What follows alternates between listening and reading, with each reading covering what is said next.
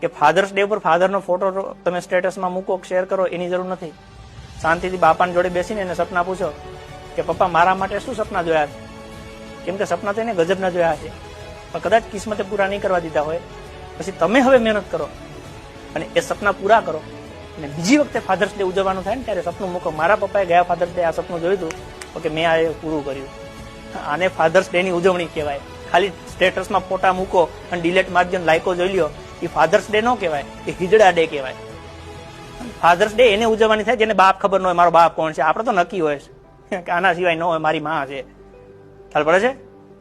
Fathers day mothers day ન હોય, અરે સપના પૂછવાના હોય, સપના કે બોલો હું મારા માટે સપના જોયા છે, કયા સપના તમારા બાકી રહી ગયા છે, મરદનો દીકરો છે હું એક એક પૂરા કરીશ.